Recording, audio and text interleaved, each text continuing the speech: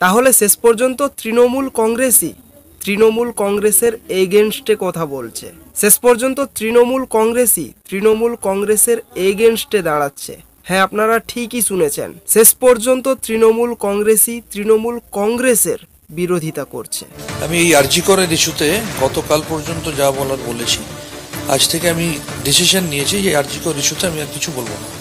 কিন্তু প্রশ্নটা হচ্ছে এই জায়গায়, যাদের সাধারণ বোধটুকু রয়েছে, যাদের সাধারণ বিবেকটুকু রয়েছে, তারা তো এর বিরোধিতা করছে, কিন্তু যারা প্রকৃত চটি চাটা তারা কিন্তু বর্তমান সময়েও চটি চেটেই যাচ্ছে। তাই আরজি করে সিবিআই হওয়া নিয়ে যারা আনন্দ করছেন, আমি তাদেরকে বলি, সিবিআই হওয়া মানে কিন্তু মামলা কোল্ড স্টোরেজে ঢুকে যাওয়া। कौन है ये लोग, कहां से आते हैं? তো আজকের এই ভিডিওতে দুই ধরনের মানুষকে নিয়ে কথা হবে, এক হচ্ছে চটি চাটা আর দুই হচ্ছে ওই একই দলে থাকলেও খানিকটা বিবেকবান। তার পূর্বে নমস্কার, আমি অভিজিৎ। আমার এই ইউটিউব চ্যানেলে যদি আপনারা নতুন হয়ে থাকেন তাহলে অবশ্যই চ্যানেলটাকে সাবস্ক্রাইব করে পাশে থাকা বেল আইকনে অলে প্রেস করে দেবেন, যাতে করে আমার লেটেস্ট ভিডিওগুলোর নোটিফিকেশন পেতে পারেন। তো চলুন আজকের ভিডিওটা শুরু করা যাক। তৃণমূল কংগ্রেসের মুখপাত্র পদ থেকে অপসারিত প্রাক্তন সাংসদ শান্তনু সেন আরজি কর কাণ্ড নিয়ে সরব হওয়ার কারণেই কি কোপের মুখে পড়লেন তিনি? তাহলে কি আমাদের এই রাজ্যে ডিক্টেটরশিপ চলছে? না, মানে এই কথাটা বললাম কারণ শান্তনু সেন যখন আরজি কর কলেজের এই ঘটনাকে কেন্দ্র করে আর তার দলকে ডিফেন্ড করবে না বলেছেন, তখনই তাকে দলের মুখপাত্র পদ থেকে সরিয়ে দেওয়া হলো। দলের হয়ে যে ডিফেন্ড করতেন এতদিন? আমি দলের মুখপাত্র, তাই দলের হয়ে কাজ করায় আমি তৃণমূল কংগ্রেসটা প্রথম দিন থেকে করি। আমি তৃণমূলের ভালো সময় দেখেছি, খারাপ সময় দেখেছি, তৃণমূল করতে গিয়ে মার খেয়েছি, আগামী দিনেও তৃণমূল কংগ্রেসের সাথেই থাকবো, এ নিয়ে কোনো দ্বিমত নেই। দলের মুখপাত্র হিসেবে আমি দলকে ডিফেন্ড করে এসেছি, ভবিষ্যতেও বিভিন্ন ইস্যুতে নিশ্চিত করে দলকে ডিফেন্ড করব, সেটা আমার কাজ। কিন্তু এক্ষেত্রে একটা তো রয়েছে আমার নিজের বিবেকের তাড়না। আপনারা স্পষ্ট শুনলেন, শান্তনু সেন বলছেন যে একটা তো রয়েছে আমার নিজের বিবেকের তাড়না। কিন্তু এক্ষেত্রে একটা তো রয়েছে আমার নিজের বিবেকের তাড়না। আর ঠিক এই কারণেই তিনি বলেছিলেন যে আরজি কর কাণ্ডকে ঘিরে, আরজি কর কলেজের যে ঘটনা, এই ঘটনাকে কেন্দ্র করে আমি আমার দলকে ডিফেন্ড করব না কেবলমাত্র এই ঘটনার জন্য। আর ঠিক তারপরেই তাকে তৃণমূল কংগ্রেসের যে মুখপাত্র পদ, সেই পদ থেকে সরানো হয়েছে। আর দ্বিতীয়ত রয়েছে, দলকে ডিফেন্ড করেও কিছু কিছু ক্ষেত্রে আমার মনে হয়েছে একদিকে কিছু কিছু চিকিৎসক তারা ভাবছে যে আমি দলের হয়ে কথা বলছি, চিকিৎসকদের বিরুদ্ধে বলছি। আবার হয়তো কেউ বা কারা দলেরও কোনো লেভেলে বোঝানোর চেষ্টা করছে যে আমি চিকিৎসকদের হয়ে কাজ করছি, দলের হয়ে কাজ করছি। একটি মেয়ে, আজকে আমাদের বাড়ির মেয়ে, এইভাবে তাকে চলে যেতে হলো। আসলে তৃণমূল কংগ্রেস এই দলটাতে যারা খানিকটা বিবেকবান মানুষ রয়েছে, তারাও আজ বলছে, তারাও আজ গর্জে উঠছে যে আমরা আজ আর পারছি না।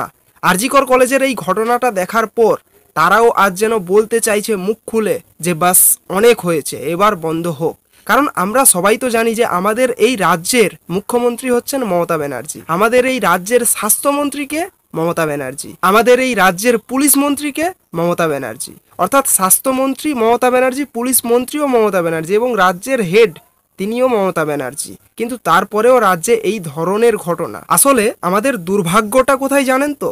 পুরো রাজ্যটাই একটা মহিলার দখলে থাকা সত্ত্বেও আজ মহিলাদেরকে রাস্তা দখলে নামতে হচ্ছে। এই শান্তনু সেন, আজ পর্যন্ত তাকে আমরা দেখেছি বহু ঘটনাকে কেন্দ্র করে তৃণমূল কংগ্রেসকে ডিফেন্ড করে এসছেন, যেহেতু তিনি তৃণমূলের মুখপাত্র, সুতরাং যে কোনো ঘটনাকে ঘিরে তিনি তৃণমূলকেই ডিফেন্ড করে এসেছেন। কিন্তু আজ তার বক্তব্য শুনে যেন এটাই মনে হচ্ছে যে তারও যেন দেওয়ালে পিঠ ঠেকে গেছে।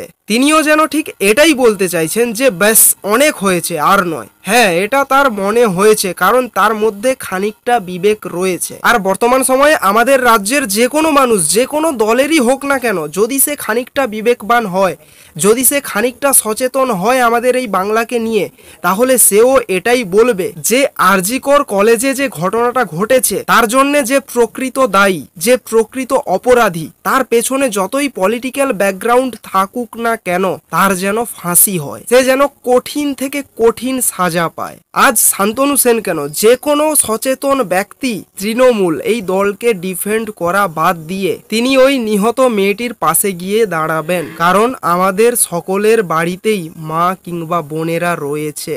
কিন্তু যারা প্রকৃত চটি চাটা, তাদের মধ্যে এই বিবেকটা কখনোই আসে না, আসবেও না ভবিষ্যতে।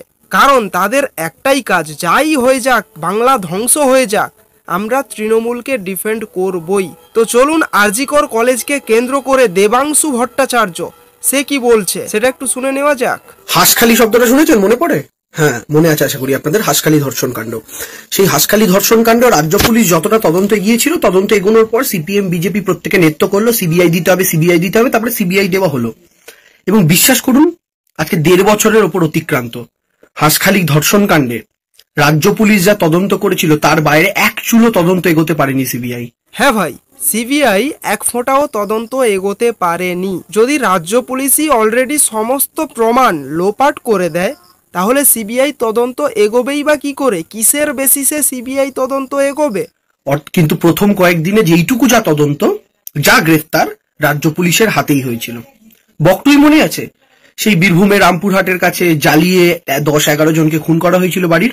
হ্যাঁ, এটাতেও সিপিএম বিজেপি উদ্বাহু হয়ে দুহাত তুলে নেক্ত করেছিল সিবিআই তদন্ত দিতে হবে।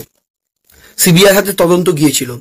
বিশ্বাস করুন, 2 বছরের ওপর অতিক্রান্ত। বকটুইতে আর কোনো কুলকিনারা হয়নি। বকটুইতে রাজ্য পুলিশ যা তদন্ত করেছিল তার বাইরে গিয়ে এক চুলো কিছু এক্সট্রা তদন্ত করতে পারেনি সিবিআই। আরে ভাই, সিবিআই তদন্ত এগোবেই বা কি করে? যদি সমস্ত প্রমাণ আগের থেকে লোপাট করে দেওয়া হয়, তাহলে সিবিআই বা কিসের বেসিসে তদন্ত এগোবে? এই কথাটা আমি বলছি, কারণ রয়েছে। কারণ হলো, আমাদের রাজ্যে যে এই বর্তমান সময়ে যে আরজিকর কলেজে যে ঘটনাটা ঘটেছে, সেই ঘটনাটাকে কেন্দ্র করে আপনারা সকলেই জানেন যে ওই মেয়েটির বাড়িতে প্রথমে কলেজের তরফ থেকেও জানানো হয়েছিল যে ওই মেয়েটি আত্মহত্যা করেছে, মানে সেটা লুকোনোর চেষ্টা করা হচ্ছিল। এবং দ্বিতীয়ত, পুলিশের কর্তাদের তরফ থেকেও জানানো হয়েছিল যে মেয়েটা আত্মহত্যা করেছে। তাহলে এখান থেকেই বুঝে যান আপনারা যে আমাদের রাজ্যের পুলিশেরা কতটা সততার সহিত ইনভেস্টিগেশনগুলো করে থাকেন। আসলে তাদেরও খুব একটা দোষ নেই।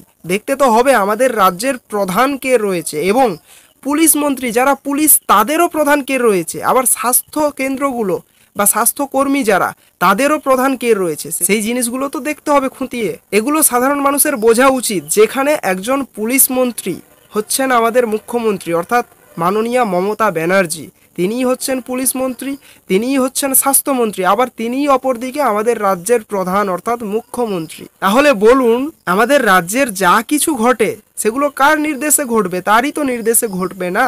বর্তমানে বাংলার রাজনীতিতে রাজ্য পুলিশের হাত থেকে সিবিআইয়ের হাতে তদন্ত যাওয়াটাকেই একটা উৎসব বলে মনে হয়। রাজ্য পুলিশের হাত থেকে সিবিআইয়ের হাতে তদন্ত যাওয়াটাকেই একটা বিজয় বলে, বিজয় উৎসব বলে মানা হয়। তার নিশ্চয়ই কারণ রয়েছে।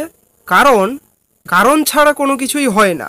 আর এই চটি চাটাগুলো সেই কারণটা বুঝতে পারবে না। সাধারণ মানুষরা জানে যে বর্তমান সময়ে আমাদের রাজ্যের পুলিশের তদন্তটা ঠিক কেমন ধরনের হয়, এবং সেই তদন্তের মধ্যে, সেই ইনভেস্টিগেশনের মধ্যে কতখানি সততা রয়েছে, সেটা তো বর্তমান সময়ে যে কোনো কেসের ক্ষেত্রেই দেখা যাচ্ছে।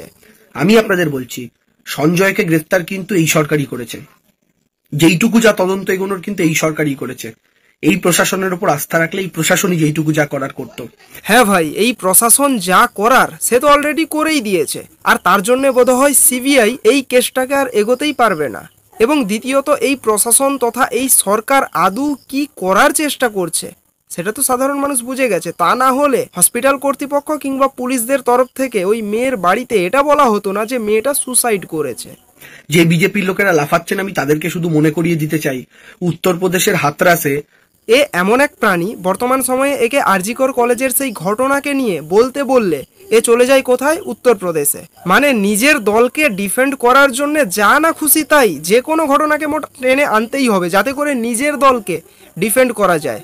কিন্তু ভাই বলছিলাম যে যদি ওই মেয়েটা, আমাদের রাজ্যে যে ঘটনাটা ঘটলো আরজিকর কলেজে, ওই যে মেয়েটা, ওই মেয়েটা যদি তোর বোন, দিদি কিংবা তোর রিলেটিভ কেউ হতো, তখন তুই কি বলতিস? আরজিকর কলেজে যে ঘটনাটা ঘটেছে সেটা হতে পারতো আমাদেরই বাড়ির বোন কিংবা দিদি। সুতরাং আপনারা এটা ভাববেন না যে চলে গেছে, সে তো আর আমার কেউ রিলেটিভ ছিল না, আমার কেউ আপন ছিল না। আরে ভাই, আজকে যে ঘটনাটা অন্যের বাড়ির সঙ্গে ঘটছে, কাল আপনার বাড়ির সঙ্গেও ঘটবে না, তার কি গ্যারেন্টি আছে? সুতরাং একসঙ্গে সবাই মিলে এর প্রতিবাদ জানান। শুধু প্রতিবাদটুকুই জানালে হবে না, এই ঘটনার পেছনে যে সমস্ত বড় মাথা রয়েছে তাদেরকে এই সমাজ থেকে টোটালি উপড়ে ফেলতে হবে।